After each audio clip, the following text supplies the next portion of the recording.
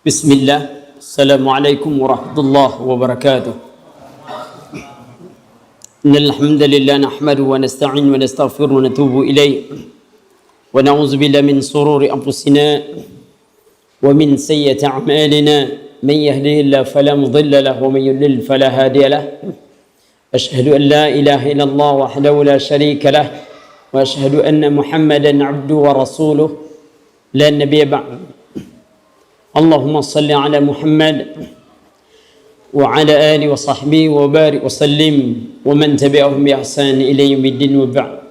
Fa inna khairal hadis kitabullah wa khairal huda hadi Muhammadin sallallahu alaihi wasallam wa syarrul umur muhdatsatuha fa inna kulla muhdatsatin bid'ah wa kulla bid'atin dhalalah wa kulla dhalalatin finnar. Ikhwati fid din, azzani azikumullah. Alhamdulillah, kita kembali dipertemukan Allah Subhanahu wa taala di majelis ilmu yang semoga dengannya kita mendapatkan limpahan rahmat dan ampunan dari Allah Subhanahu wa taala. Karena orang-orang yang hadir dalam majelis ilmu, mereka senantiasa didoakan oleh para malaikat agar dosa mereka diampuni oleh Allah Subhanahu wa taala. Pada waktu ini, kesempatan ini, kita akan bahas tentang bagaimana menggapai janji Allah. Janji yang telah Allah Subhanahu wa taala sebutkan di dalam surah An-Nur ayat 55, di mana Allah Subhanahu wa taala berfirman, wa'adallahu alladhina amanu minkum wa 'amilus salihat la yastakhlifannahum fil ard kama istakhlafanna alladhina min qablihim wa la yumakkinanna lahum dinahum alladhi irtada lahum wa la yubaddilannahum min ba'di khawfihim amna ya'budunani wa la yusriku bi syai'an wa man kafara ba'da dhalika fa ulaika humul fasiqun. Allah Subhanahu wa taala telah berjanji kepada orang-orang yang beriman di antara kalian dan orang-orang yang beramal saleh. Apa janji Allah? Pertama, la yastakhlifannahum fil ard. Allah akan memberikan kekuasaan kepada mereka. Kama istakhlafanna alladhina min qablihim. Sebagaimana Allah telah memberikan kekuasaan kepada orang-orang sebelum mereka. Wala yumakkinanna lahum dinahum, dan Allah akan meninggikan untuk mereka agama mereka, agama yang Allah redoi untuk mereka. Lalu Allah akan gantikan apa itu? Min ba'di khawfihim, dari rasa takut mereka kepada keamanan, tapi dengan syarat ya'budunani la yusyriku bi syai'an. Mereka mengibadatiku, kata Allah, dan mereka tidak mensyirikatkanku dengan sesuatu. Wa man kafara ba'da dzalika, siapa yang berpaling dari hal yang demikian, fa ulaika humul fasiqun, maka mereka adalah orang-orang yang fasik, tidak mengenal. Ikhwati fid din, ada 3 janji Allah. Janji pertama adalah kekuasaan, sebagaimana Allah telah berikan kepada orang-orang dahulu. Kufar Quraisy dulu berada di 2 imperium besar, Romawi dan Persia. Mereka tidak diperhitungkan dalam sejarah peradaban manusia. Begitu datang Islam, mereka menerima Islam, mereka mengamalkan Islam. Dalam beberapa waktu mereka menguasai dunia. Sampai-sampai ketika Umar ibn Khattab datang menjemput kunci Damaskus, giliran beliau memegang kekang kudanya, pembantu di atas kuda. Beliau menyeberang, ada sungai sedikit, lalu basah. Lalu dilihatlah oleh panglima perang Abdullah bin Ibn Jarrah. Panglima perang datang kepadanya, wahai Amirul Mukminin, bagaimana keadaanmu ini kalau dilihat oleh pembesar-pembesar Romawi? Apa jawab Umar yang terkenal? Ada apa urusanku dengan mereka? Nahnu qaumun a'azzanallahu bil Islam wa man yabtaghi izzata bighairil Islam azalallah. Kita kaum yang dimuliakan oleh Islam. Barang siapa mencari kemuliaan bukan dengan Islam, maka Allah akan hinakan mereka. Ikhwan, ini pelajaran bagi kita. Kita dimuliakan oleh Islam. Allah turunkan Al-Quran. Tapi sayang, berapa banyak kaum muslimin yang merasa mulia dengan agamanya dan ingin mulia dengan agamanya? Berapa banyak? Sebagian mereka mencari kemuliaan dengan hartanya, dengan pangkatnya, dengan kedudukannya. Mereka cari dunianya untuk dunianya, tetapi mereka tidak memperhatikan aturan-aturan Allah Subhanahu wa taala. Maka pantas kehinaan yang diberikan oleh Allah Subhanahu wa taala. Allah Subhanahu wa taala menerangkan di dalam Al-Quran tentang keadaan yang demikian. Janji Allah, syarat pertamanya, ya'budunani. Mereka mengibadatiku dan tidak menserikatkanku. Seolah-olah janji ini, bukan seolah-olah, hari ini janji itu tidak lagi ada pada kita. Tidak ada. Karena keadaan kaum muslimin semakin hari semakin lemah di tengah kebanyakan mereka. Sebagaimana hadis yang disampaikan oleh Sauban Maula Rasulullah sallallahu alaihi wasallam, di mana Rasulullah sallallahu alaihi wasallam bersabda, yusiku an tada'a alaikumul umam kama tada'a al-kalatu ila qasihatiha qila aw min kilatin nahnu yawma idin ya Rasulullah qal bal innakum yawma idin katsirun walakinnakum ghusa ka ghusa'is sayl wa qad yaghzifu Allah fi qulubi aduwikum al-mahabatu lakum wa la yaghzifanna fi qulubikum al-wahan qal wa mal wahnu ya Rasulullah qal hubud dunya wa karahiyatul maut. Akan datang satu kali masa menimpa kalian orang mukmin di mana kalian seperti sepotong daging yang diperebutkan oleh orang-orang yang kelaparan. Sepotong daging di atas meja makan dikelilingi orang-orang yang kelaparan, lalu mereka memperebutkannya. Bagaimana nasib daging? Hancur, cerai-berai, berantakan. Lalu dikatakan, ya Rasulullah, apakah waktu itu kami sedikit? Rasulullah sallallahu alaihi wasallam katakan, tidak, kalian banyak, tapi kalian banyak seperti buih banjir, mengikuti kemana arus berjalan. Kalian ikuti. Buih banjir berbeda buih lautan. Buih lautan banyak, tidak kuat, tetapi di bawahnya tidak ada kotoran. Buih lautan itu walaupun ikut arus, kemana arus pergi dia ikut, dia tidak punya kotoran di bawahnya. Tapi buih banjir, dia akan ikuti semua arus, tapi dia membawa kotoran. Begitu keadaan kaum muslimin, banyak mengikuti arus. Kenapa? Karena di bawahnya pun banyak kotoran. Di dalam jiwa mereka banyak kotoran, syirik, khurafat, bid'ah. Ini melemahkan mereka. Ini yang melemahkan mereka. Ini juga menjadi sebab Allah tidak berikan. Kenapa? At-tauhid tidak ditegakkan. Lemah bergantung kepada Allah Subhanahu wa taala, gantungan lemah kepada Allah Subhanahu wa taala. Maka jalan pertama kita periksa iman. Allah berjanji kepada orang yang beriman. Ayat ini pertama memberi pelajaran sebelum kita memenuhi apa yang dituntut oleh Allah. Orang beriman. Siapa mereka? Laisal imanu bitamani wala bitaraji walakinnal iman ma'rifatun fi qalbi wa qawlun bi lisan wa 'amalun bi arkan. Iman itu bukan khayal, bukan angan. Tetapi iman itu keyakinan dalam hati.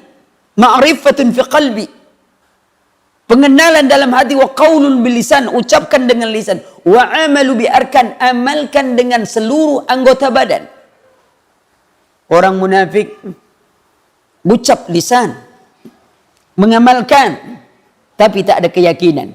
Keimanannya tidak diterima oleh Allah Subhanahu wa taala. Walaupun mereka mengatakan nashhadu innaka la Rasulullah, kami bersaksi sungguh engkau benar-benar nabi utusan Allah. Tapi Allah tidak terima. Paman Nabi meyakini, membela, tetapi tidak mau mengucapkan tidak diterima oleh Allah. Harus diucapkan, diyakini, diucapkan, diamalkan dengan seluruh anggota badan. Itu guna ujian. Allah berikan ujian kepada setiap orang beriman. Ahasiban nasu atraku ayyakulu amanna wa hum la yuftanun. Apakah manusia mengira apabila mereka mengaku beriman kepada Allah, mereka tidak kami uji kepada Allah? Walaqad fatanna allazina min qablihim. Sesungguhnya kami telah menguji orang-orang sebelum mereka. Fala ya'lamallahu allazina sadaqu wa la ya'lamanna al-kadzibin. Sehingga nyatalah dalam kehidupan ini orang-orang yang benar-benar iman dan orang-orang yang berpura-pura dalam imannya. Bukankah di ayat lain Allah Subhanahu wa taala katakan, "Wa minan nasi may yaqulu amanna billahi wa bil yaumil akhir wa ma hum bimu'minin." Ada golongan manusia yang mengaku beriman kepada Allah dan hari akhir, tapi mereka sebenarnya tidak beriman kepada Allah dan hari akhir. Amalan mana? Amalan saleh. Dan amalan tidak disebut amalan saleh kecuali memenuhi dua syarat dari Allah. Ikhlas dan ittiba bersama Nabi sallallahu alaihi wasallam. Wa ma umiru illa liya'budullaha mukhlishina lahuddin. Tidaklah mereka diperintahkan kecuali untuk memurnikan seluruh ketaatan kepada Allah Subhanahu wa taala. Innahu man yusyrik billah faqad haramallahu alaihi al-jannah wa ma'wahumun nar. Sesungguhnya siapa mensyirikkan Allah, Allah mengharamkan atasnya surga, tempat tinggalnya adalah neraka. Perhatikan ini. Kemudian ittiba kepada Nabi sallallahu alaihi wasallam. Sejauh mana kekuatan kita ittiba kepada Nabi? Karena bukan banyaknya. Kalau ada orang sholat subuh, ya kadar Allah ini kan sedang libur nih. Dia sholat subuhnya 8 rakaat. Kalau ditanya, ente sholatnya 8 rakaat. Kenapa? Ini subuh ini kan 2 rakaat. Oh saya biasa. Kalau hari libur saya 8. Kalau libur panjang bisa 12 kadang-kadang. Diterima atau tidak? Karena tidak sesuai standarnya. Tidak usah itu ikhwan. Helm sajalah. Helm ada standarnya kan. Lalu antum kena ahli antum buat helm sendiri. 5 kali lebih berat daripada helm biasa. Besarnya pun 5 kali lebih berat dari helm biasa. Beratnya pun 5 kali lebih berat. Ya? Antum pakai. Kemudian ada razia, kena tangkap tidak? Tangkap. Karena walaupun lebih besar, lebih berat, lebih apa? Karena dia tidak sesuai standar. Sudah dihitung. Apalagi masalah syariat. Sesuai standar. Berbeda, Allah tak terima. Semangat ingin korban. Karena sapi kecil itu ambil gajah. Tak terima korban itu.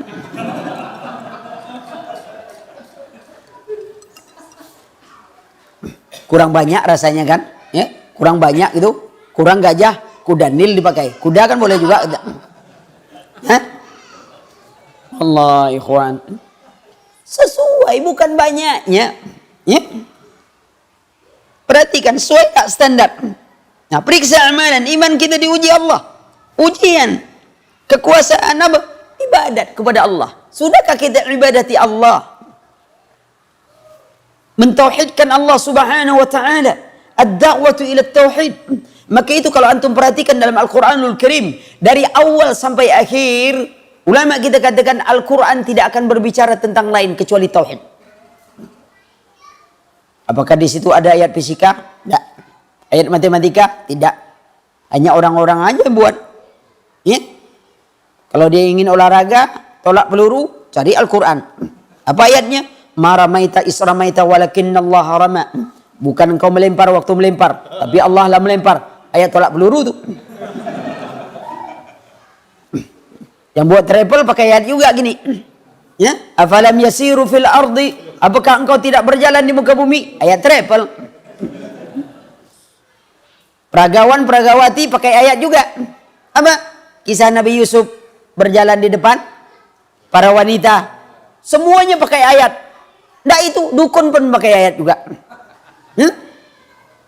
Kan dukun pakai ayat juga kadang-kadang. Nih yang bujang-bujang lapuk yang belum dapat apa kan, pakai doa Nabi Yusuf. Ya? Di mantra-mantra sedikit. Ya? Nabi Yusuf tak pakai doa lah ganteng ya akhi. Kita ini gantung. Oh bisa. Itu memang hitam manis. Cuman tidur malam di kerumun semut. Habis manis tinggal hitam saja baginya. nasib badan. Perhatikan ikhwan. Sudahkah kita ibadati Allah? Ini syaratnya. Ya, apa kata Allah? Ya'budunani wa la yusriku bi. Mereka ibadah kepadaku. Apa ya'budu? Ibadah maknanya at-tauhid. Mereka mengesakanku dan tidak menserikatkanku. Ini syarat pertama untuk mendapat janji Allah. Introspeksi diri kita. Sudahkah kita mengesahkan Allah? Ibadah kepada Allah.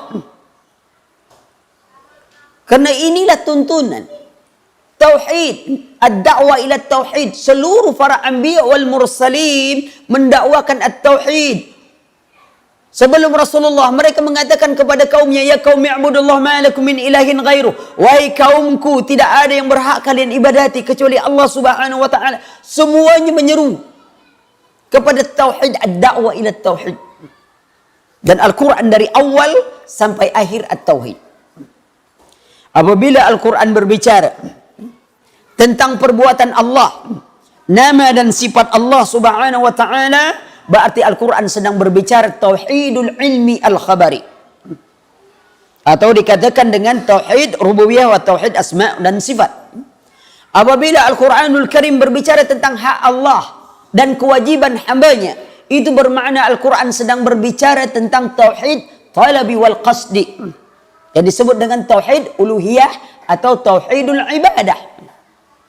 Apabila Al-Quran berbicara tentang halal, haram, perintah, larangan, ini bermakna Al-Quran sedang berbicara mukammilatut tauhid, penyempurnaan tauhid.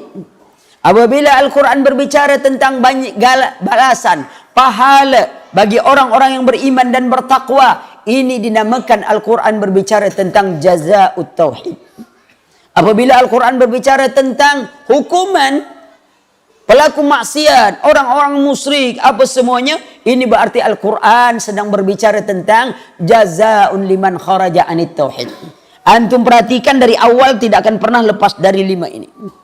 Tak akan pernah. Itu semuanya. Maka itu tersimpul di dalam surah Al-Fatihah. Karena di dalam Al-Fatihah 5 ini meliputi tauhidul ilmi wal khabari, talabi wal qasdi, mukammilat tauhid, jazaa'ut tauhid, wa jazaa'un liman kharaja anit tauhid. Dari awal sampai akhir tak akan lari dari itu tuh. Antum perhatikanlah. Ini guna diutus, ini guna diciptakan. Wa ma khalaqtul jinna wal insa illa liya'budun. Tidak kuciptakan jin dan manusia kecuali untuk beribadah kepadaku. Setiap orang ibadah perlu tuntunan. Allah turunkan kitabnya, diturunkan Al-Quran. Kita tidak bisa memahami Al-Quran. Allah utus nabinya untuk menjelaskan kitabnya. Dan kita untuk menerima Al-Quran perlu alat untuk menerimanya. Allah beri akal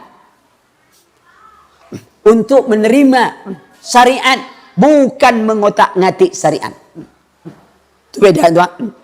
Allah beri kita akal untuk menerima syariat, alat untuk menerima syariat, bukan untuk mengotak-ngatik syariat. Anak kecil, dia dibilang tidak berakal. Mengapa? Karena alat penerima syariatnya belum berfungsi. Kapan berfungsi? Baligh. Maka itu anak kecil melakukan kesalahan dalam melanggar syariat, dia tidak berdosa. Alatnya belum berfungsi. Orang gila, ada tak akalnya? Alatnya ada tak? Ada. Tapi dia melanggar syariat, berdosa atau tidak? Tidak. Kenapa? Alatnya rusak. Orang tidur, ada tak alatnya? Ada. Mimpi melakukan maksiat, dosa atau tidak? Tidak. Kenapa? Alatnya istirahat. Antum ingin melakukan maksiat dan tidak mau dosa, pilih 3 keadaan. Mau jadi anak-anak waktu tidur, atau antum pilih yang terkenal, jadi orang gila. Ya, tinggal antum pilih saja, bebas memilih. Ya, perhatikan semuanya tak ada yang enak. Ya, jadi akal dibagi. membagikan, menerima. Nah, akal. Maka itu Allah katakan, laqad khalaqnal insana fi ahsani taqwim. Kami ciptakan manusia dalam sebaik-baik bentuk. Wa ja'ala lakumus sam'a wal absara wa af'idah. Kami berikan kepada mereka pendengaran, penglihatan dan hati, agar pendengaran mendengar ayat Allah, hatinya memahami Allah, penglihatannya melihat keagungan kebesaran Allah Subhanahu wa taala, agar hidupnya dijalankan sesuai dengan tujuan penciptaannya, yakni wa ma khalaqtul jinna wal insa illa liya'budun. Tapi ketika mereka tidak beribadah, apa kata Allah? Summa radadnahu asfala safilin. Kami turunkan mereka pada derajat yang paling hina. Sejauh mana kehinaannya? Di ayat lain Allah Subhanahu wa taala katakan, wa laqad zara'nal jahannam katsiran minal jinni wal ins lahum qulubun la yafqahuna biha wa lahum a'yunun la yabsiruna biha wa lahum adhanun la yasma'una biha ulaika kal an'am bal hum adall ulaika humul ghafilun. Kami penuhkan isi neraka jahanam dari golongan jin dan manusia. Mereka punya hati, tidak memahami ayat Allah. Mereka punya pendengaran, tidak mendengar ayat Allah. Mereka punya penglihatan, tidak melihat keagungan besaran Allah Subhanahu wa taala. Ulaika kal an'am, mereka seperti binatang, bahkan mereka lebih hina dari seekor binatang yang paling hina. Ulaika humul khasirun, mereka orang yang rugi. Kita mau jadi orang yang mana?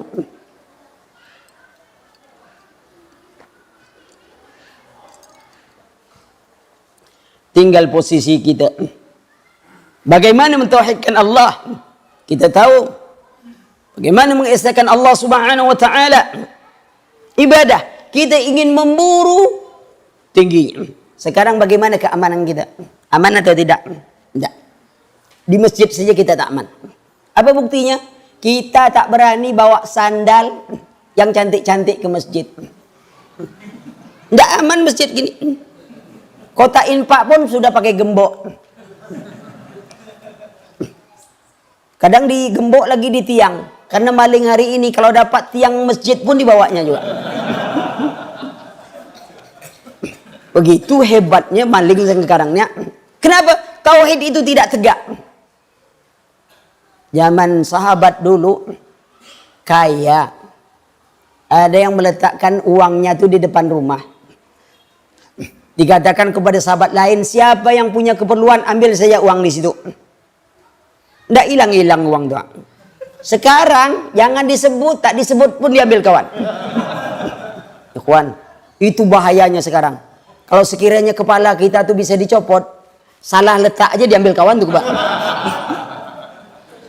Tidak aman. Kenapa? At-tauhid tidak tegak. Tidak tegak. Ketika tauhid itu tegak, ya, sekarang orang takut dengan CCTV daripada kepada Allah. CCTV takut dia kalau ada, tapi dia tidak takut kepada Allah. Bayangkan, karena tauhid tidak tegak, rusak.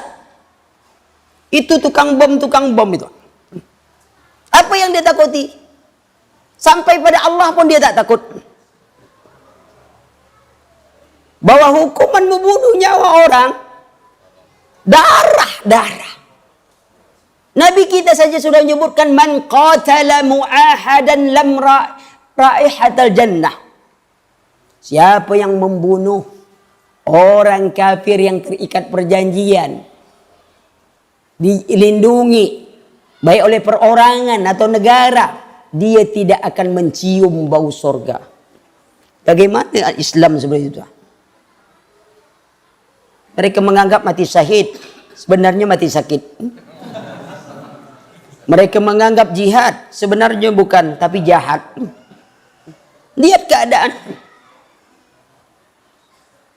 Apa itu gambaran Islam? Subhanallah.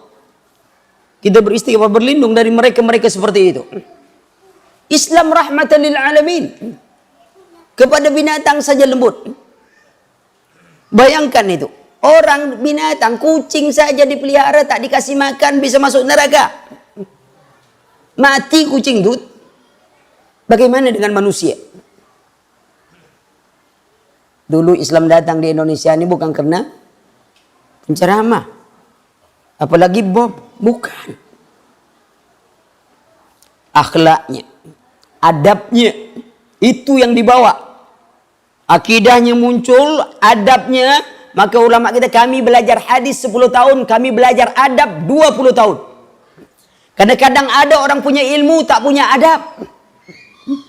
Ilmu ada, tapi adab tak punya. Maka itu ketika kita belajar ilmu, semangat ikhwan. Sebab orang kalau belajar kata Imam Fudail, 3 tingkatan. Kalau baru belajar, sombong. Kalau baru belajar tahsin Quran, tidak ada yang di Bali ini yang paling hebat baca Quran kecuali dia saja. Kalau dengar imam baca, yang ditengok dia itu apa salah imam. Sudah betul pun bacaan, masih dicari-cari. Oh, rupanya imam tadi salah sebut. Waktu membaca, ihdinas siratal mustaqim, kurang tepat. Yang baru belajar ngomong, sudah sholat. Kurang lah. Makhrajnya kurang tepat. Shotnya, imam tuh, tadi gigi palsunya lupa dipasang.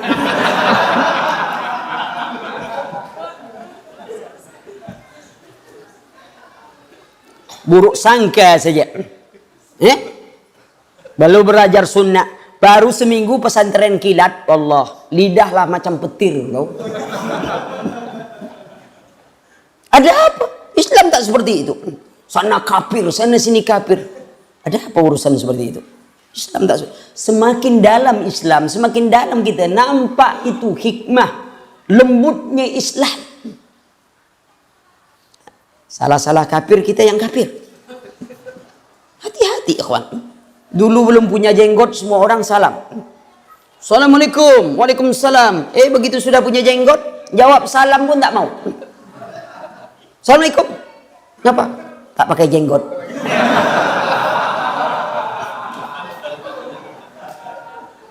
Memangnya gitu adab Rasul. Akhir zaman kan orang memberi salam hanya kelompok golongan. Itu akhir zaman tuh. Memangnya bukan saudara kita. Muslim bersaudara. Lepaslah nanti mereka ada salah. Dan sebaik-baik orang yang perlu kita kasihani ikhwan adalah saudara kita yang mungkin belum dapat hidayah kepada sunnah. Kalau mereka belum dapat hidayah kepada sunnah, memangnya caci makian itu membuat mereka jadi ikut sunnah? Tidak. Kelembutan, maka adab juga belajar. Ya, kembali kita, sudahkah kita belajar itu? Tauhid. Ini dakwah at-tauhid. Tegakkan agar kita tidak mensekutukan Allah. Ini janji Allah. At-tauhid secara umum, ya kita tahu. Yang pertama adalah tauhid rububiyahnya. Sudah itu tauhid uluhiyah, tauhid asma dan sifatnya. Tetapi apa yang disampaikan tentang tauhid rububiyah belumlah membedakan kita dengan yang lain. Artinya yang lain mana? Apabila kita bicara tentang iman kepada Allah, ada 4 tingkatan. Pertama, beriman kepada wujudnya Allah. Bahasa umumnya ada Tuhan. Seluruh makhluk yakin ada Tuhan. Bagaimana dengan orang ateis? Dia juga yakin pada Tuhan. Apa buktinya? Coba kalau dia punya masalah, dia ngomong, my God. Mana ini yang nyebut Tuhan? Artinya saja mengingkari fitrahnya. Kecuali kalau God itu God Jakarta. Tidak? Lihat itu. Ada. Maka dalam makna yang seperti ini belum berbeda kita. Sebab soal ngaku, setan ngaku juga. Iblis kan ngaku. Ketika Allah perintahkan untuk sujud, dia tak mau sujud. Wa iz qala rabbuka lil malaikati isjudu. Merekanya sujud. Fasajadu illa iblis. Maka sujudlah semuanya kecuali iblis. Aba wastakbara. Enggan, sombong. Istikbar, sombong, ujub tuh 2 tuh. Tapi beda. Orang ujub belum tentu sombong. Setiap sombong mesti ujub. Orang ujub 2 rukunnya. Dirinya dan ada yang dibanggakannya. Tapi tak ada sasaran. Orang sombong punya sasaran. Tengok tuh. Setiap ujub belum tentu sombong. Tapi setiap sombong mesti orang tuh ujub. Sebab kalau orang ujub mungkin bangga dirinya sendiri aja. Tapi tidak ngecilkan orang lain. Ini bagaimana? Oh, ini pendapat saya. Orang lain saya tak tahu. Pokok ini saya. Bisa ujub dia. Tapi kalau bagaimana pendapat orang lain? Wah, kecil tuh, bodoh tuh, tolol itu, semuanya. Sebut. Kalau dia hafal kebun binatang, keluar semua binatang dari mulutnya. Dah sombong tuh. Menjatuhkan orang lain. Obat dari penyakit ujub dan sombong, tawaduk kita tuh. Merendahkan diri di hadapan Allah, tidak menghinakan manusia. Kembali, iblis yakin Karena Allah Subhanahu wa taala katakan di dalam surah Al-A'raf, "Qala ma mana'aka alla tasjuda is amartu?" Apa yang menghalangi engkau untuk sujud ketika aku perintahkan engkau untuk sujud? Apa jawab iblis? "Qala ana khairu minhu khalaqtani min nar wa khalaqtahu min tin." Aku lebih baik daripada Adam, kau ciptakan aku dari api, Adam kau ciptakan dari tanah. Lalu Allah katakan, "Fakhruj minha." Keluar dari surga, "Fama yakunu laka an tatakabbara fiha." Engkau tidak pantas menyombongkan diri di dalam surga. Iblis minta tempo. Qala rabbi anzirni ila yaumi yub'atsun. Wahai Rabbku, beri aku tempo sampai hari akhir. Apa kata Allah? Innaka minal munzarin. Engkau diberi tempo. Iblis minta, iblis ingkar, tapi Allah kabulkan. Sayangkah Allah pada iblis? Sebab kita banyak merasa doa tak dikabulkan, Allah tak sayang. Iblis minta dikabulkan oleh Allah. Sayangkah dia pada iblis? Karena permintaan itu bukan dalam ketaatan, bagian daripada dunia. Itu berhubungan dengan kehendak Allah, iradah Allah. Allah berikan kepada siapapun yang meminta. Orang minta dunia, kufur, musyrik, siapapun, fasik, munafik, siapapun yang minta dunia kepada Allah, Allah akan bagikan kepada dia. Kalau iblis saja minta umur panjang, Allah berikan. Pelajaran bagi kita ikhwan, bahwasanya jangan terlalu rendah hati, rendah diri dengan orang yang banyak dunia, sementara kita yang rajin sholat, ya, dunianya kurang. Karena Allah tidak memuliakan orang dengan dunia. Tidak. Siapapun yang paling kaya, banyak uangnya, beruang lebih banyak uangnya daripada dia. Namanya saja beruang. Kita kalau tak punya dompet, tak dibilang tak beruang kata orang. Tapi beruang walaupun tak punya dompet, dia tetap beruang. Antum punya travel, beli bis berapa banyak bisnya? Tiap pagi beli bis. Berapa bisnya sudah? Jadi tak ada nilai. Ratu tercantik di dunia begitu meninggal, ada tak mau beli dagingnya? Tak ada. Ikan sarden berapa lama mati? Dibeli orang atau tidak? Dibeli. Allah ikhwan. Kita nelan kopi, luak nelan kopi. Sama-sama keluar kopi. Kopi siapa dibeli? Kopi luak.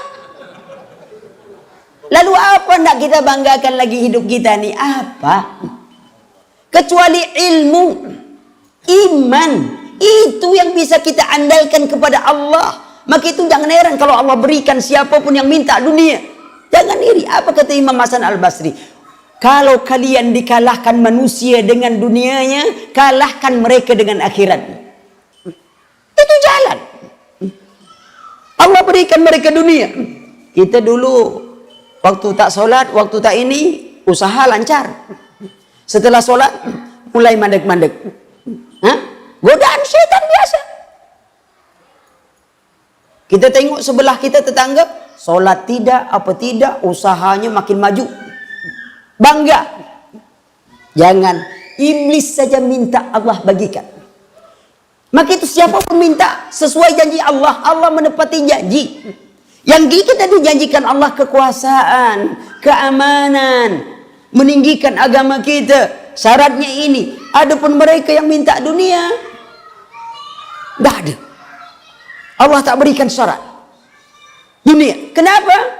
Di dalam Al-Quran Allah katakan, "Man kana yuridu hayata dunya wa zinatan wa fi ilaihi ma'malun fiha wa hum fiha la yabkhasun." Barang siapa menginginkan ke dunia, kehidupan dunia dengan perhiasan yang ada di dalamnya, harta, pangkat, jabatan dan kedudukan, wa fi ilaihi ma'malun fiha wa hum fiha la yabkhasun. Kami berikan kepada mereka sesuai usaha mereka di dunia dan mereka tidak kami rugikan, kata Allah. Surah Hud ayat 15. Ayat 16-nya apa kata Allah? Ulaikal ladzina yasalun fil akhirah ilan nar. Orang cari dunianya untuk dunianya, akhirat tak ada kecuali neraka. Tinggal kita pilih. Antum pilih akhirat atau pilih dunia? Dua-dua aja lah. Antum lagi hidup di dunia. Orang mencari akhirat, meninggalkan dunianya, susah hidupnya. Antum disuruh umroh, tak mau pakai pesawat, mau jalan kaki. Susah tuh. Pesawat dunia saja. Jalan kaki antum, susah antum tuh. Orang mencari dunianya dengan amalan akhiratnya, dihinakan Allah. Lalu bagaimana dunia? Jadikan dunia bekal akhirat.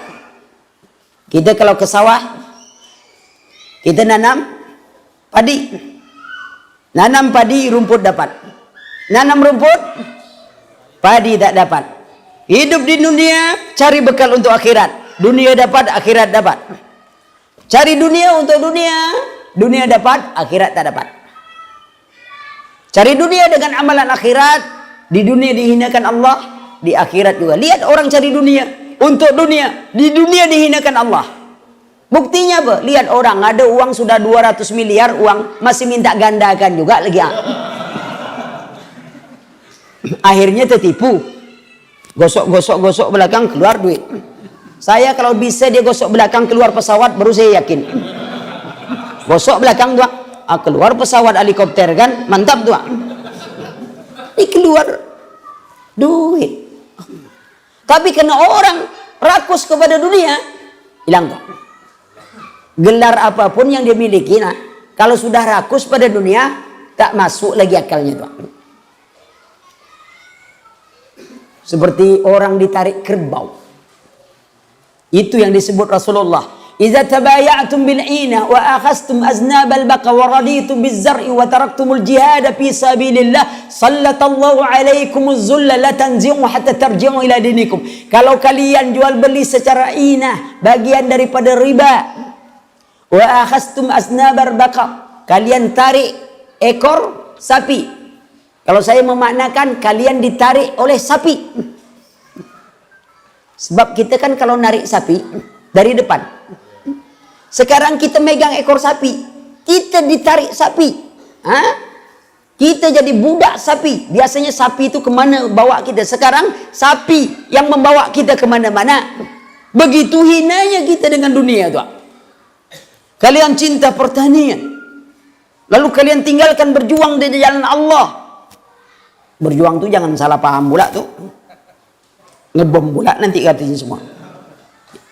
Jihad banyak di jalan Allah. Man kharaja fi talabil ilmi fa huwa fi sabilillah hatta yarji'a. Barang siapa keluar rumah menuntut ilmu agama, mereka berada di jalan Allah sampai kembalinya. Banyak. Bukan hanya satu bidang. Ya. Maka perhatikanlah. Ya. Nah, kalau hanya ngaku tak cukup. Sudah itu apa lagi? Pengakuan kita bahwa Allah menghidupkan, mematikan, menguasai segala urusan. Ini pun belum cukup. Kenapa belum cukup? Karena orang musyrik dulu pun yakin. Bukan tak yakin, cuman dia tak beriman. Dia percaya Allah menghidupkan, mematikan, itu yakin dia. Ketika di dalam surah Yunus ayat 31 Allah Subhanahu wa taala perintahkan Rasulullah sallallahu alaihi wasallam bertanya kepada mereka, Qul may yarzuqukum minas sama'i wal ardh amma yamliku sam'a wal absara wa man yukhrijul hayya minal mayyit wa yukhrijul mayyita minal hayy wa man yudabbirul amra fasayaquluna Allah. Tanyakan ya Muhammad kepada orang kufar Quraisy, may yarzuqukum minas sama'i wal ardh, siapa yang memberi rezeki kepada kalian dari langit dan bumi? Amma yamliku sam'a wal absar, siapa yang menguasai pendengaran dan penglihatan? Wa man yukhrijul hayya minal mayyit wa yukhrijul mayyita minal hayy, siapa yang mengeluarkan yang hidup dari yang mati, yang mengeluarkan yang mati dari yang hidup? Contoh dekat, telur keluar dari siapa? Ayam. Ayam keluar dari mana? Dari telur. Mana tua ayam dengan telur? Tua ayam, sebab ayam banyak bulunya. Telur tak pakai bulu. Ya, sama toge dengan kacang hijau. Tua kacang hijau, sebab kacang hijau di atas toge. Mana ada kacang hijau di bawah toge kan? Selalu di atasnya. Itu saja susah kita nak mikirkan. Mengeluarkan yang hidup dari mati, yang mengeluarkan yang mati dari yang hidup. Siapa? Mereka segera jawab, Allah. Kalau tanya kita, Allah. Tapi masalahnya apa? Mereka tidak mau mentauhidkan Allah. Itu masalah itu. Itu yang masalah. Kalau masalah ngaku, mereka sudah ngaku soal itu. Maka itu ketika Rasulullah sallallahu alaihi wasallam mengumpulkan orang Quraisy, ya ma'syaral Quraisy, ana ad'ukum ila kalimatain khafifatain 'ala lisan. Walakin sakilataini fil mizan. Wahai orang Quraisy, aku ajak kalian pada dua buah kalimat yang amat ringan dalam ucapan, berat dalam timbangan. Apa itu? La ilaha illallah. Ucapan la ilaha illallah. Wa ana Rasulullah, kata Rasulullah sallallahu alaihi wasallam. Kalian mengakui aku adalah utusan Allah, Rasul Allah. Berat tuh. Mengucapkan la ilaha illallah itu berat tuh. Sehingga diibadikan Allah dalam Al-Quran. Apa perkataan mereka? Aja'ala alihatan ilaha wahid. Apakah engkau ingin jadi Tuhan kami yang banyak jadi satu? Inna hadza la syai'un ujab. Aneh sekali. Maka itu Rasulullah katakan, bada al-islamu ghariban wa sayaudu ghariban fatuba lil ghuraba. Islam itu asing. Besok dia akan kembali menjadi asing. Fatuba lil ghuraba. Berbahagialah orang yang dianggap asing. Siapa? Alladzina yasluhuna an-nas 'inda fasadihim. Orang yang memperbaiki manusia di tengah kerusakan manusia. Tauhid. Lalu apa? Kita yakin ada Allah, kita yakin rububiyah Allah, kita buktikan dengan kita hanya mengibadati Allah. Maka itu hakikat ibadah. Serahkan hidup mati kita kepada Allah. Tak ada lagi, ikhwan. Kita kalau ditolong orang, baru di PHK, istri masuk rumah sakit, mau melahirkan, anak yang tua mau kuliah, mobil sudah diambil perusahaan, rumah kontrakan pun lah habis, uang tak ada, antum bingung di rumah sakit. Lalu ada orang teman lewat, ngapain antum bingung? Inilah baru di PHK, istri masuk rumah sakit, uang habis, rumah kontrakan diambil, kendaraan tak ada, anak mau kuliah. Kata teman kita tadi, ngapa bingung-bingung? Saya kan sahabatmu. Sekarang sudah, jangan pikirkan. Antum ambil mobil saya, bawa. Tak ada pekerjaan, kerja di perusahaan saya, jadi direktur langsung. Baru ganti direktur. Nah, rumah itu ada rumah dinas, antum pakai seumur hidup. Jangan sampai mati. Sebab antum kalau mati sudah masuk kubur. Jangan di rumah saya dikuburkan kan? Seumur hidup. Ya. Seumur hidup. Ya. Biaya rumah sakit saya tanggung. Kuliah anakmu sampai selesai. Kira-kira kita minta ada nomor HP-nya? Hah? Kalau antum minta keterlaluan antum. Sudah dibagi semuanya, nomor HP orang pun diminta. Catat nomor HP-nya. Jangan diminta. Mobil dibagi, ini dibagi, sampai nomor HP kawan juga diminta. Wallah. Catat ikhwan. Jangan minta. Ini kebiasaan kita suka minta nomor HP orang. Ya? Catat. Catat nomor HP itu ya. Jangan minta nomor HP. Tidak boleh. Jangan dibiasakan minta-minta. Tidak boleh minta-minta. Catat. Azan. Nanti kita lanjutkan. Ya. Jangan ingat nomor HP pula, nanti sudah lanjutkan sholat. Ya. Subhanakallahumma wa bihamdika asyhadu an la ilaha illa anta astaghfiruka wa atubu ilaik. Wassalamualaikum. Bismillah wassalatu wassalamu ala Rasulillah wa ala alihi wa sahbihi wa barik wa sallim. Wa man tabi'ahum bi ihsan ila yaumil wa ba'd. Akhwati fid din, azzani azakumullah. Kita lanjutkan. Cuman sampai jam berapa? Sampai jam 9. Bukan kultum ya. Kultum kuliah terserah antum. Ya. Ya, maka itu perlu tahu jamnya.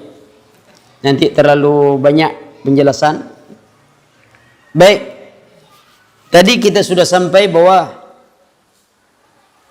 di antara pemenuhan janji bahwa Allah tidak pernah mengingkari janjinya.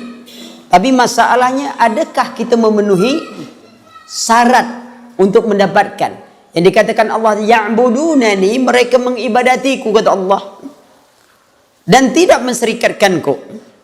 Ya, Mereka ibadatiku dan tidak menserikatkanku. Dan tugas kita adalah ibadah. Dan para anbiya wal mursalin mengajak orang kepada tauhid. Dan ibadah tidak dinamakan ibadah kecuali dengan mengesahkan Allah. Dan menafikan kesyirikan. Syirik, kita tahu ada dua bagian kesyirikan itu. Pertama, kita kenal syirik besar. Yang kedua, syirik kecil. Syirik besar memalingkan satu bentuk ibadah kepada selain Allah. Bukan menyatakan Allah itu dua. Itu sudah jelas. Tak perlu disebut lagi orang katakan Allah itu dua atau lebih dari satu. Ya, itu sudah jelas. Tetapi mana yang sempurna adalah memalingkan satu bentuk peribadatan kepada selain Allah. Terkadang orang memalingkan bentuk peribadatan. Pertama sekali kita ketahui ibadah. Mereka mengibadatiku. Apa itu ibadah? Dikatakan oleh para ulama ismun jami' li kulli ma yuhibbullahu wa yardahu min al-aqwali wal af'ali batinati wa zahirah. Ibadah itu segala sesuatu yang dicintai dan diredoi oleh Allah Subhanahu wa taala dari perkataan maupun perbuatan yang zahir maupun batin. Ibadah. Hari ini antum hadir dalam majelis ilmu, terlibat di jalan Allah, menunggu dari maghrib menjelang isya, ibadah tu. Jadi nilai ibadah di hadapan Allah. Sampai-sampai ikhwan, mungkin ini yang jarang kita lakukan nih. Apa? Menyuapkan istri kita nasi. Suapan itu tuh jadi nilai ibadah di sisi Allah. Kira-kira antum pernah ada nyuapkan istri? Dulu waktu pertama aja. Malam pertama. Dah usahakan itu. Anda sering nanya nih. Untuk ibadah yang kita tinggalkan. Padahal indah sekali kan? Coba kalau ustadz datang. Pintu mobil dibuka. Pernah ada antum bukakan mobil waktu istri antum mau masuk mobil?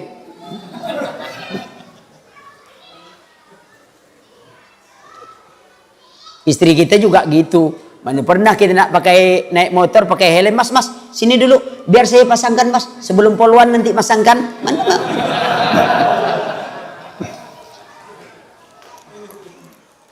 Sama aja kedua-duanya berarti kan? Tak apa-apa. Besok kita bahas tuh.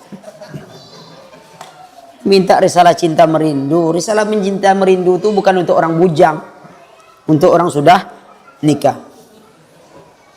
Baik, ibadah semua kata meliputi cinta ridho oleh Allah. Dua rukunnya, dua syaratnya, tiga rukunnya, cinta, harapan, takut, kemudian dua tanda kesempurnaannya. Ada bab itu salah judul tuh. Tanda kesempurnaan ibadah, bukan tanda kesempurnaan Allah. Judulnya salah. Tapi sebenarnya tak perlu judul ngaji itu ikhwan. Kita ini selalu mengandalkan judul ngaji. Jangan. Yang penting ngaji. Ya. Baik. Ini pemenuhan hak. Syirik dua. Syirik besar, syirik kecil. Syirik besar tidak diampuni oleh Allah. Orang mati dalam syirik besar, innahu may yusyrik billahi faqad haramallahu 'alaihi jannah. Siapa yang mensyirikkan Allah, Allah mengharamkan atasnya surga. Wa ma'wahumun nar. Tempat tinggalnya neraka. Innallaha la yaghfiru ayyushraka bihi syai'an wa yaghfiru ma duna dzalika liman yasha. Allah tidak mengampunkan dosa syirik dan Allah mengampunkan dosa selain dosa syirik. Maksudnya mati dalam syirik. Dulu kita buat syirik, tapi setelah belajar kita tahu bahwa itu syirik. Lalu kita singkirkan. Bertobat kita dari jalan Allah, lalu kembali mentauhidkan Allah, insya Allah diterima Allah. Tetapi kalau mati dalam syirik, wah itulah rugi besar. Sempat kita mati dalam syirik besar, masuk neraka. Ya, kalau orang mau buat anekdot lah, masuk neraka, ketemu iblis, tentu kita diketawakan oleh iblis. Ente kan mati syirik besar kan, kekal di dalam neraka, tak pernah lagi masuk surga. Saya jelek-jelek kata dia pernah masuk surga.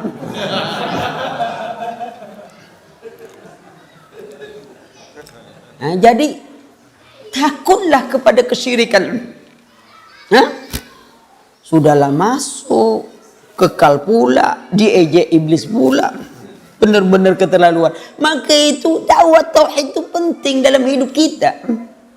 Dunia dan akhirat kita berharga. Sehebat apapun amalan kita, tetapi kalau bukan tauhid, mengesahkan Allah, amalan kita riya, amalan kita sum'ah, ya, maka tidak diterima oleh Allah Subhanahu wa taala. Ini dibersihkan dari setiap amalan, karena ini inti kemuliaan kita. Kita dimuliakan oleh tauhid. Memalingkan satu bentuk peribadatan kepada selain Allah. Kadang orang memalingkan dalam bentuk doa. Kalau susah, ingat Allah. Kalau lepas dari susah, lupa pada Allah. Kalau hari aman saja, itu doa biasa saja tuh ikhwan. Rasakan doa tadi. Kira-kira waktu antum berdoa tadi itu langsung dari hati atau sekedar lisan? Hati masing-masing tanyakan. Kadang-kadang kita berdoa cuma lisan, hati kita tidak ikut doa, tak masuk hati kita, seolah-olah kita minta pada Allah, ya Allah, kalau tidak kabulkan, kabulkanlah, kalau tidak ya terserahlah, Rabbana atina fid dunya, hambar. Pantas doa kita tak dikabulkan Allah, karena kita tidak bersungguh-sungguh dengan hati kita. Nad'ullah khaufan wa tama'an, berdoa kepada Allah dengan harap-harap cemas.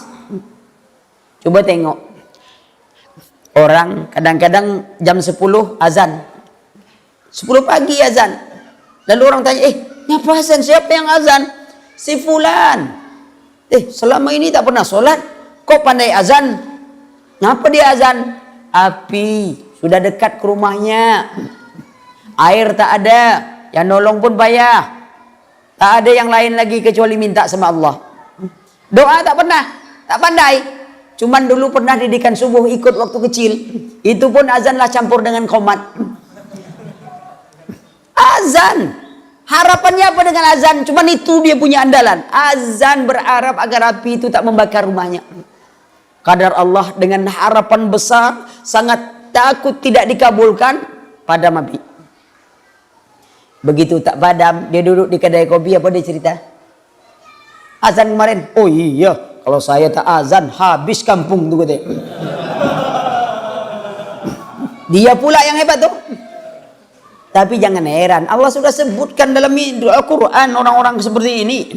فَإِذَا رَكِبُوا فِي الْفُلْكِ دَعُوا اللَّهَ مُخْلِصِينَ لَهُ الدِّينَ فَلَمَّا نَجَّاهُمْ إِلَى الْبَرِّ إِذَا هُمْ يُشْرِكُونَ. Tatkala mereka mengendarai kendaraan di lautan, datang angin ribut, gelombang besar, kapal kecil, minta kepada Allah, ikhlas.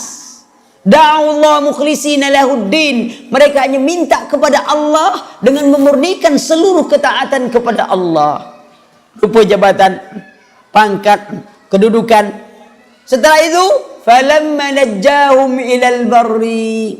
Setelah kami selamatkan mereka sampai ke daratan, izahum yusrikun. Mereka buat syirik lagi. Nakhoda ngomong, kalau bukan saya nakhoda, wah lama tenggelam kapal ni.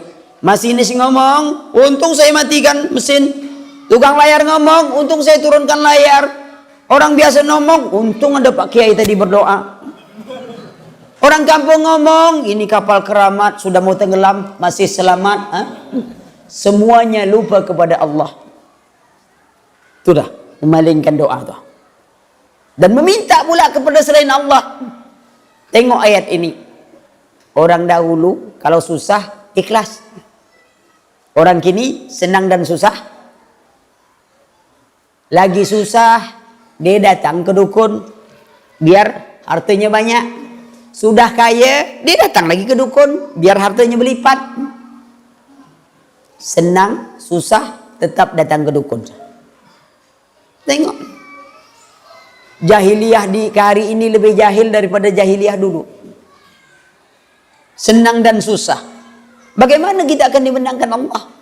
Bagaimana kita akan ditinggikan Allah? Sementara kita sendiri tidak meninggikan, tidak memuliakan, tidak mengesahkan Allah. Pantas janji itu masih belum diberikan Allah. Ikhwan, kalau antum tengok iktibar hari inilah, Tak usah jauh dulu lah. Turki 90 tahun menjadi negara paling sekuler di dunia. Negara Islam paling sekuler dunia. Begitu ganti pimpinan dan mereka bertekad untuk mengembalikan Islam 10 tahun saja. Dulu negara 100 terkaya dunia, kini menjadi negara 16 terkaya dunia. Dalam 10 tahun. Eropa semua menaikkan biaya kuliah. Turki membebaskan biaya kuliah. Ratusan universitas didirikan. Biaya kuliah gratis. Membayangkan. Semua yang dibangun. Dulu minjam pada IMF, kini IMF minjam pada Turki. Antum bisa bayangkan. Semua atribut sekularisme dari Kemal Atatürk dimusnahkan. Karena mereka tahu bahwa Islamlah yang meninggikannya. Mereka baru sadar. Tapi langsung Allah 10 tahun ikhwan. Bagaimana perubahan drastis Tuhan. Setelah 90 tahun mereka merasakan bagaimana hidup dalam sekularisme. Kita berharap kita seperti itu. Ya. Dapat negara kita kaya, sangat kaya. Tapi ingat, ya. Kesatuan ada beberapa macam. Ada satuan dunia akhirat. Kita disatukan oleh agama. Tidak ada perbedaan satu sama lain. Bangsa, negara, suku, tidak. Tapi kita disatukan oleh agama. Bersatulah dunia akhirat. Kedua, persatuan kebangsaan. Yang pertama harus kita jaga. Yang kedua juga harus kita jaga. Karena ini juga karunia Allah. Bangsa kita disatukan oleh negara kita. Agama kita tidak menyatukan. Di negeri ini tidak menyatukan agama kita. Maka itu kesatuan kebangsaan dibatasi oleh nilai agama. Tidak boleh menghina agama. Karena agama kita tidak mengatakan Allah, jangan engkau menghina Tuhan mereka. Nanti menghina mereka. Agama kita melarang kita menghina orang lain. Ada batasan. Batasan apa? Lakum dinukum waliyadin. Bina di kesatuan. Ada kesatuan pergerakan kelompok biasa. Seperti orang sedang main domino. Orang main-main aja kan damai itu. Kalau dia main berpasangan kan damai itu. Main. Giliran saya turun, maaf, tak ada. Silakan turun. Balak 6 masih terjepit masalahnya. Silakan turun. Damai, tenang. Yang ini juga gitu, tapi saya kan kawan berdua nih. Kode-kodean. Balak 3 ada di sini. Damai. Tak kelahi dia main. Ini persatuan apa? Kelompok, golongan. Selagi satu kelompok, satu golongan, seperti orang sedang main. Ya, orang main-main aja, damai dia. Tak kelahi dia main. Kayak orang main domino, damai dia. Antum lagi. Lewat. Yang satu lewat. Tapi artinya apa? Awas nanti saya gencet nanti. Artinya aja tetap dia cari jalan untuk mengalahkan lawannya. Ini kelompok golongan, selagi dia berkawan, dia kawan. Begitu pisah kawan, mulai lagi gitu. Ini kesatuan. Ini 3. Kita pertahankan nih. Lihat, yang pertama pertahankan. Yang kedua juga pertahankan karena ini karunia Allah. Gimana kita nak ibadah? Kalau semuanya saling apa ini? Sudah ada. Cuman ingat batasan. Ada batasan yang tidak boleh kita lakukan. Menyerupai mereka itu dilarang dalam Islam. Man tasyabaha biqaumin fahuwa minhum. Ini batasan. Tapi tidak boleh merusak. Ini aturan Islam. Indah, nampak indah Islam, subhanallah. Antum lihat ketika Khalifah Ali bin Abi Thalib lihat orang Yahudi makai bajunya. Baju besi dia, tahu Ali itu baju dia. Kata Ali bin Abi Thalib, ini bajuku. Yahudi lah namanya. Enggak. Bajuku. Enggak. Kalau gitu pengadilan. Pergi pengadilan. Khalifah menuntut ini baju dia. Pengadilan bertanya, mana saksimu? Kata Ali bin Abi Thalib, anakku saksi. Keluargaku. Kata Tuan Qadi, anak keluarga tidak boleh jadi saksi. Itu akan memberatkan terdakwa si Yahudi. Tengok adilnya Qadi. Kata Ali, tak ada. Kalau gitu tak ada saksiku. Kata Tuan Qadi, kalau begitu Itu punya Yahudi. Karena engkau tidak bisa mendatangkan saksi. Yahudi itu tahu itu punya Ali. Tapi apa kata Ali bin Abi Thalib? Walaupun dia khalifah, ya sudah. Tidak dipecat itu qadi. Langsung, oh ya, kalau gitu sudah selesai. Yahudi melihat keadilan ini, tawaduknya sang pemimpin, berani dan tegasnya qadi memutuskan. Apa kata sang Yahudi? Wahai khalifah, ini bajumu. Ya, sebenarnya, nih saya balikkan. Saya masuk Islam. Dia masuk Islam. Ali bin Abi Thalib katakan, aku ambil, ini ku hadiahkan lagi untukmu. Untuk apa? Atas keislamanmu. Subhanallah ikhwan. Hari ini ada tak macam itu kita? Kita suka tengok yang dulu yang keras. Lembutnya tak pernah tengok. Kalau se-Islam, wah keras. Tapi antum pernah lihat lembutnya? Musuhnya yang memfitnahnya, menyebabkan beliau masuk penjara, dihukum, meninggal, musuh besar meninggal. Datang Imam Ibn Qayyim dengan wajah ceria. Ya Syekh, musuhmu telah wafat.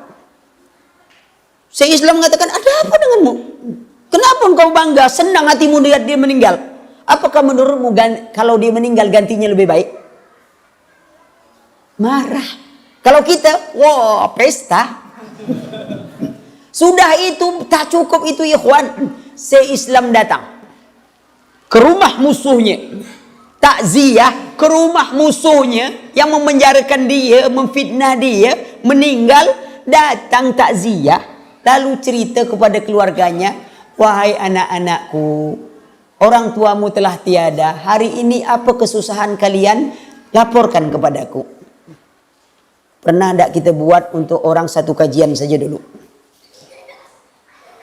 Ada yang meninggal lalu antum datang ke rumah ikhwan tu ngomong, anak-anakku, ayahmu, sahabatku, sekarang apa kesusahan kalian? Laporkan padaku. Pernah tak kita buat? Tidak ya akhi. Apalagi pada orang lain. Yang ada paling-paling anak-anakku, ayahmu, sahabatku, akulah jadi ayahmu sekarang. Ujungnya apa? Ada yang ditembak masalahnya.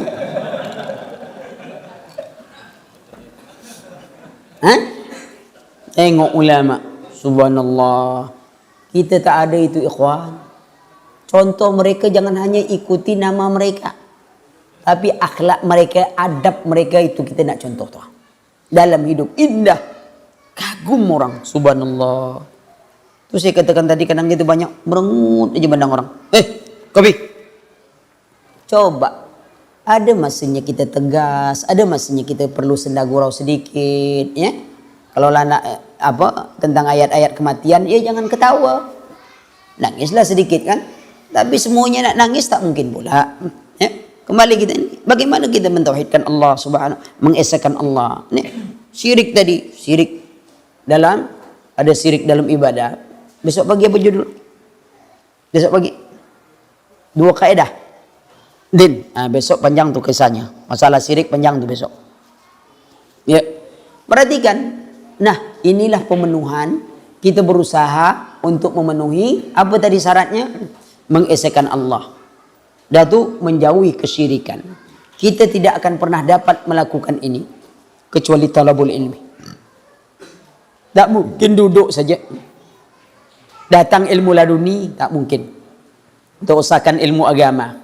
Bisa dah orang duduk aja tiba-tiba pandai naik mobil? Tak bisa ikhwan. Itu ilmu dunia tu. Ya? Antum nengok umpama tak belajar lah ya. Ilmu dunia saja tu. Hal dunia saja kalau antum tak belajar rusak jadinya. Antum nengok rendang, daging, coklat. Antum tak bertanya, kok rendang daging kok? Daging, coklat. Akhirnya antum beli daging, antum beli coklat. Pedasnya pakai cabai, antum campur daging, coklat, cabai, tak jadi rendang daging, coklat pedas namanya. Karena perlu belajar, urusan dunia saja kita perlu belajar. Kalau ditanya, antum mulai dari SD, SMP, SMA, kuliah, taruhlah antum sudah belajar 20 tahun. Kira-kira berapa persen ilmu yang antum pelajari dari SD sampai tamat kuliah tuh yang antum praktekkan? Berapa persen? Ada 10? Hah? Ada tak 10? Taruhlah 10%. Kalau antum belajar 20 tahun, 10% berapa tahun tuh? 2 tahun. Berarti cuma 2 tahun waktu antum tuh bermanfaat. 18 tahun itu antum buang duit, buang semuanya, semua antum buang. Kalau hanya terbuang tak masalah. Tapi itu diminta Allah pertanggungjawaban. Kita bisa bahasa Inggris, lancar. Bahasa Cina boleh. Bahasa Jerman pun boleh. Semuanya boleh. Cuman satu yang tak bisa, baca Quran. Tak malu kita pada Allah. Itu yang tak bisa kita tuh. Maka itu, ilmu itulah yang akan memuliakan kita. Cuman kita kan masih belum menyanggap ilmu itu kebutuhan kita. Maka itu baru sekedar mencari waktu luang untuk belajar. Kadang-kadang ada hari hujan, tak datang belajar. Ustaz lah nunggu dia tak datang. Ustaz tanya, apa tak datang? Hujan Ustaz. Ya saya tahu hujan kata Ustaz. Tak ada apa Ustaz, tak ada jas hujan. Motor ada tak? Ada motor Ustaz. Aneh juga udah ente. Kenapa aneh? Motor 15 juta antum beli, jas hujan 150.000 tak terbeli. Kan aneh itu. Coba antum buka bannya satu, antum jual, beli jas hujan. Kan tetap tak bisa pergi juga sebenarnya. Lihat, masa jas hujan untuk taklim tak ada? Orang olahraga semuanya punya baju khusus. Futsal, baju khusus, tas khusus, bola khusus, sepatu khusus, lapangan khusus, golop, tas khusus, baju khusus, topi khusus, semuanya khusus. Tenis meja, tak mungkin tenis meja bola bowling. Semua khusus. Sekarang ada tak antum khususkan untuk baju taklim? Tas khusus untuk taklim? Bayangkan dunia kita khususkan untuk yang menghidupkan jiwa kita, tak pernah kita khususkan. Saya belum pernah nengok orang pergi ngaji, kakinya sakit. Kenapa kaki? Kemarin Ustadz pergi taklim jalan kaki, ada 20 kilo. Terus terkilir Ustadz. Paling-paling kenapa kaki? Main bola kemarin Ustadz, futsal. Dah tu main bola. Saya kira bola futsal Ustaz. Rupanya bola bowling tertendang Ustaz. Tak ada kita khususkan. Ini bukan arti nyuruh antum berhenti kuliah. Tidak. Tapi apa yang kita waktu kita selama ini? Berapa untuk agama kita? Hanya selingan dalam hidup kita. Hanya permainan untuk hidup kita. Mulai hari ini tidak. Semangat. Luangkan waktu, jangan mencari waktu luang. Luangkan waktu untuk belajar. Sebagaimana kita meluangkan waktu untuk olahraga. Orang kalau habis balik kerja itu 1 jam dia sudah meluangkan waktu untuk olahraga. Kalau hari Minggu, olahraga. Kalau hari Ahad, taklim. Tak masalah. Bedalah. Hari Minggu olahraga, hari Ahad taklim, kan beda tuh. Minggu dengan Ahad kan beda. Kalau hari Ahad taklim, hari Minggu olahraga. Jadi kalau orang nanya kemana? Hari apa nih? Hari Minggu. Gitu kan? Apa? Olahraga. Kemana? Mau pergi taklim Pak. Hari apa nih? Ahad Pak. Bukan Minggu. Enggak Pak. Saya kalau hari Minggu olahraga biasanya Pak. Itu perbedaannya tuh harus tahu. Ya, itu lebihnya kita tanya jawab. Subhanakallahumma bihamdika asyhadu an la ilaha illa anta astaghfiruka wa atubu ilaik. Wassalamualaikum warahmatullahi wabarakatuh. Materi ini panjang ikhwan. Itu hanya secara umum, ya. Karena kita maghribnya yang isya aja. Kalau doroh kan perlu 4 jam. Bagus sebenarnya. Sekali-sekali. Ini kan cuma berapa jam aja. Silakan kalau ada pertanyaan. Waalaikumsalam warahmatullahi wabarakatuh.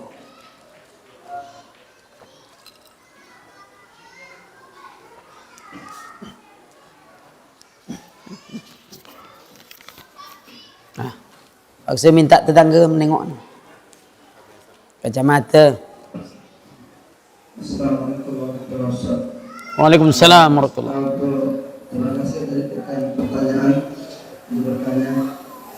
Ustaz, saya tanyakan hanya satu saja.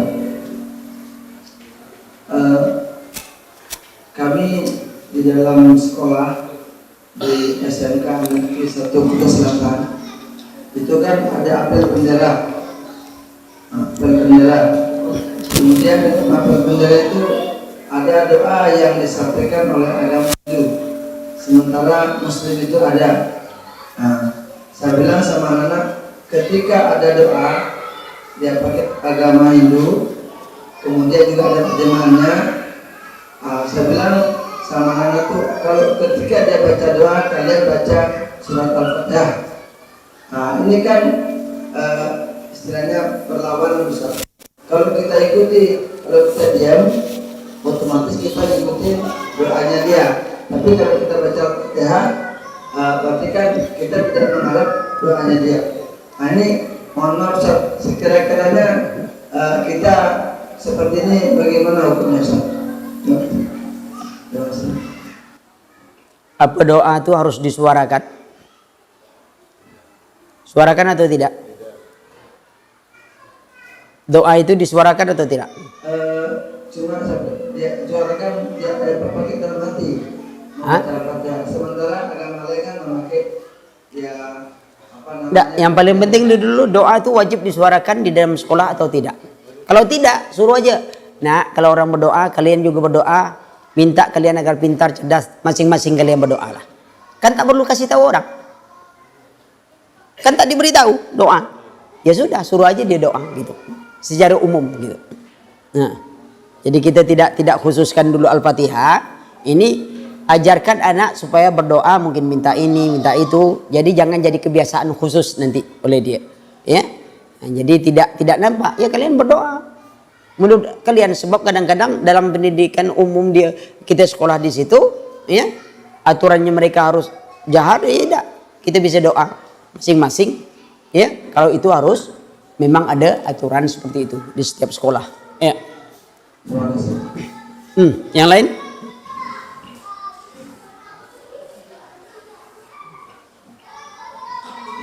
Bisa aja anak-anak itu diam aja kan, sebab dia tak perlu beritahu. Yang lain? Oh ini pertanyaan nih. Oke, lain.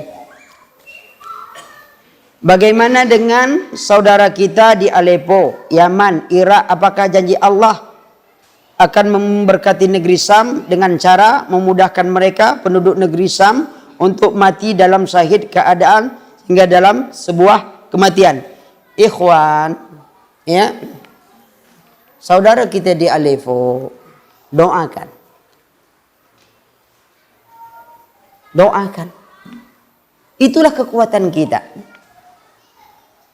Itu kekuatan kita. Kadang-kadang kita ini selalu mengatakan, kenapa itu Arab tidak bersatu? Masa Aleppo, kalau ditanya orang, negeri kalian bersatu apa tidak? Satu negara saja payah kita nak nyatukan. Satu dalam negara, bisa tak kita nyatukan? Susah.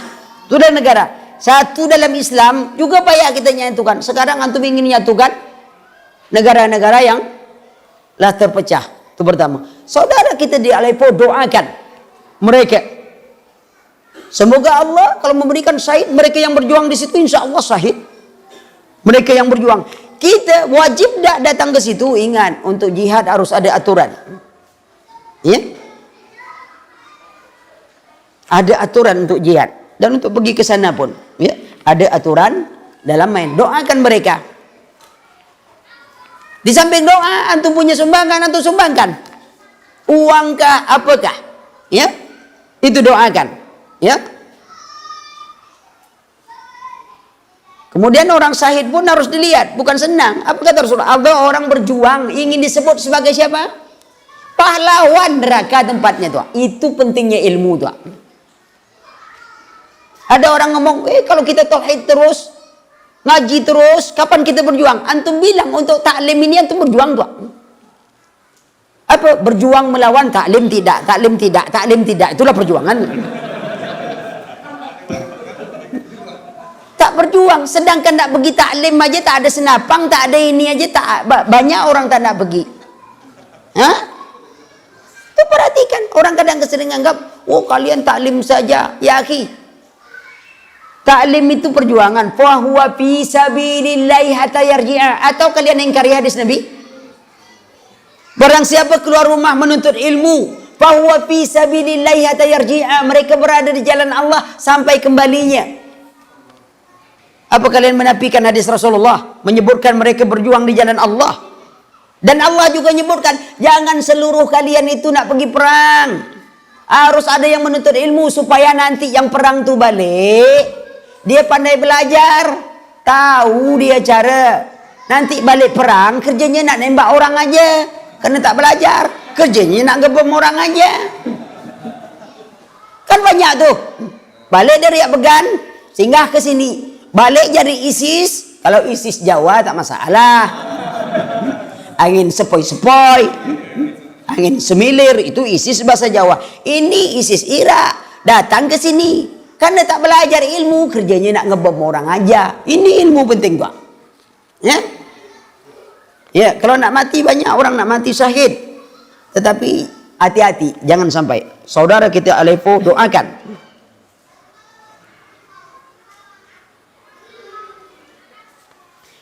Berkah Allah di negeri Syam itu banyak. Tidak hari ini, besok. Ilmu Syam, di Syam banyak. Ya, harus dilihat lebih luas. Ya, kalau Allah ingin uji biasa aja. Supaya negeri Allah kalau ingin menyayangi hambanya, kata Rasulullah, Allah timpakan bala kepadanya. Apabila mereka redha dengan musibah Allah berikan, Allah redha kepadanya. Apabila mereka benci, Allah murka kepada mereka. Lalu apa? Kita doakan yang hidup, kita doakan yang mati. Yang mati tertutup catatannya, tak banyak lagi maksiatnya. Sudah aman, dia tidak mendengar. Tugas kita mikirkan sekarang. Bantu, antum punya uang, punya tenaga, punya doa. Tapi kadang-kadang kita tak yakin sama doa. Kalau doa terus kapan menang? Lantaran itulah kita tak dibenangkan Allah. Doa. Umar bin Khattab mengangkat Sa'ad bin Abdul Waqqas dalam perang Qadisiyah. 200.000 lawan 20.000. Sa'ad bin Abdul Waqqas tidak bisa perang karena sakit. Tapi kenapa dipilih menjadi panglima perang? Karena Sa'ad bin Abdul Waqqas punya doa yang makbul. Kalau dia berdoa kepada Allah agar dikabulkan, Allah kabulkan. Ini senjata lebih besar daripada ribuan pasukan. Ini yang dilihat oleh Umar. Menang. Kita apa menang? Tak yakin pada doa. Allah tak kabulkan. Ragu pada doa pada Allah. Kata Rasulullah, semua doa kaum muslimin dikabulkan Allah selagi mereka tidak tergesa-gesa dalam doa. Kita sudah doa, sudah, tapi belum dikabulkan. Ucapan tapi belum dikabulkan itulah menunjukkan kita tergesa-gesa dan menjadi sebab doa kita tak dikabulkan. Banyak kak kita gitu? Banyak tak dikabulkan. Karena doa dikabulkan, boleh jadi doa itu nanti dibagi Allah, atau untuk akhirat, atau diganti Allah. Ada orang berdoa, ya Allah beri aku uang 100 juta. Sudah setahun berdoa tak dibagi Allah uang 100 juta. Tiba-tiba terjadi musibah. Kalau tidak diselamatkan Allah, putus kepalanya tuh. Dia menyangka, tadi ada kecelakaan, ente gimana? Alhamdulillah selamat. Kalau tidak putus kepala saya. Kamu pernah doa tak? Pernah, kata dia. Apa doa? Minta uang 100 juta. Sudah dikabulkan Allah tuh. Enggak ada. Itu kepalamu. Mau ente jual kepalamu 100 juta? Enggak lah. Itu dia tuh. Dah dibayar Allah 100 juta. Mungkin ente kan dibayar orang. Aki, mau dah kepalamu saya beli 1 miliar? Percuma aja kan kita jual. Belilah kepala saya 1 miliar. Yang bisa dicabut-cabut. Enggak. Itulah pengabulan doa Allah. Kita ni kaya, cuman kita selalu merasa miskin. Buktinya apa? Tak ada orang mau jual kepalanya 100 juta. Mana ada? Berarti antum bawa berjalan uang antum 100 juta. Berarti antum pegang-pegang kepala tuh, mana tahu kena maling nanti.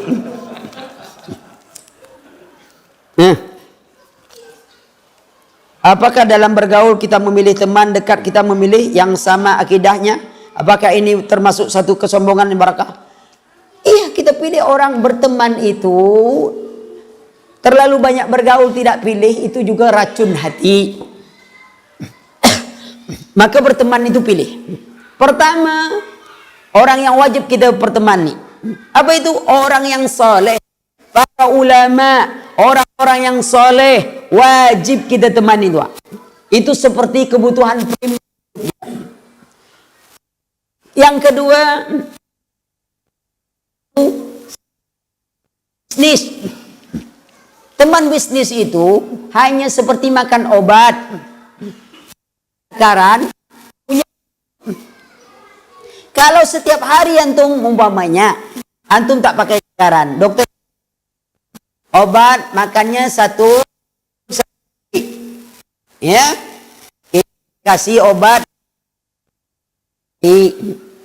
antum makan, tapi antum mau pikir-pikir, 30 hari lama betul, lah. Antum makan langsung 30, insya Allah sembuh, dengan induk-induknya hilang sekalian. Nah, berteman begitu. Teman bisnis itu kalau kita butuh bisnis saja baru kita berteman. Datang, bincang, ini selesai urusan bisnis, tak usah banyak lagi. Sebab kalau terlalu banyak berteman bisnis, urusan kita duit saja lagi, lupa akhirat. Asal nampak muka dia, nampak bisnis. Nampak muka dia, nampak bisnis. Nah, pilih. Sudah itu teman yang akhlaknya buruk, jauhi. Sebab kita kalau dekat orang jual ikan, paling tidak bau anyirnya dapat kita tuh. Dekat penjual minyak wangi, tak dibagi minyak wangi, bau harum pun dapat. Pilih teman. Sebab yang buruk itu mudah menular. Yang menular tuh yang rusak. Sakit, penyakit, bukan kesehatan. Satu keranjang tomat bagus, masuk tomat busuk, apa jadinya? Rusak semua. Satu keranjang tomat busuk, masuk tomat bagus, apa jadinya? Yang bagus jadi busuk. Maka itu hindari kebusukan itu. Jangan dicari. Ya. Kadang-kadang kita tidak berteman pada orang, tak pilih. Oh, saya kuat iman. Kuat iman. Antum jadi tukang pancing dilarikan ikan. Masuk mau ngajak orang, rupanya kita yang ditarik orang. Itu namanya tukang pancing dilarikan ikan. Dia nak mancing ikan teri, rupanya dapat ikan paus. Ya, nah, enggak. Jadi pilih. Ketiga, keempat, yang jadi teman kita itu siapa? Orang-orang lain akidah. Orang fasik, orang kufar, ahli ini, jauhi mereka. Ya, namun pertemanan biasa aja, bergaul. Tapi jangan jadikan dia sahabat, ya.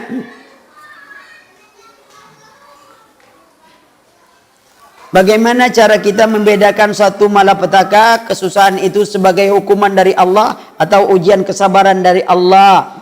Setiap musibah menimpa seluruh makhluk. Apabila beriman, kalau mereka bukan karena dosanya, maka itu merupakan ujian bagi dirinya. Terkadang juga teguran atas dosanya. Bagi orang fasik, pelaku maksiat, itu teguran, peringatan sekaligus hukuman. Bagi orang kafir itu hukuman. Musibah apa yang tidak kita senangi? Lihat keadaan diri. Ya. Dulu, ya, ketika kita belum taat, tak ada musibah. Ketika sudah taat, datang musibah. Ada orang belum tobat, tak datang musibah. Setelah tobat, datang sakit. Mengeluh dia. Kenapa? Saya sudah 5 tahun sakit, Ustaz. 5 tahun sakit? Iya. Umurmu berapa? 35 tahun, Ustaz. Kata dia. Dulu saya belum banyak maksiat, lagi banyak maksiat ini. Ya. Sehat badan saya, Ustaz. Tapi semenjak saya tobat, sakit-sakitan saya, Ustaz. Kata dia. Allah tak sayang sama saya. Tak adil. Kenapa waktu saya sudah tobat begini, dikasih sakit? Kita katakan, ente hidup dulu berapa tahun? 35 tahun, 30 tahun berapa? Sehat? Allah baru kasih berapa tahun sakit? 5 tahun. Insya Allah. Allah kasih sakit nanti 30 tahun. Mau dah? Baru tahu, oh udahlah. Allah dengan sakit. Kenapa? Ujian kita diuji supaya kita ini dilihat layak tak masuk surga. Kalau ada mobil dibuat perusahaan, mau jual dengan harga miliaran, perlu diuji tak mobil itu? Diuji, baru dihidupkan saja, ya mesinnya terpelan, apanya ini langsung didaur ulang, digepengkan, dimasuk gudang lagi, daur ulang, karena tidak layak jual. Kita hidup diciptakan Allah, lalu diuji oleh Allah, layak tak kita ini masuk surganya? Kalau tidak layak, tunggu besok didaur ulang. Di mana daur ulangnya? Di akhirat. Apa kata Allah? Badalna raha. Tatkala kulit mereka hangus terbakar, kami bangkitkan lagi kulit itu, kami perbaharui liyazukul azab, agar mereka merasakan azab, terus diazab sampailah habis dosa. Sazara masuk ke dalam surga. Masalahnya tahan kita didaur ulang. Kalau tidak perbaiki. Jadi musibah, lihat, bisa saja itu kena dosa. Karena umumnya kena maksiat kita itu, pada umum kena maksiat kita itu datang teguran Allah. Kadang Allah tegur dengan keras, kadang-kadang tanpa sebab. Allah hanya ingin menguji kita. Itu hak Allah. Tapi yang paling penting bagaimana keadaan kita ketika ujian itu datang.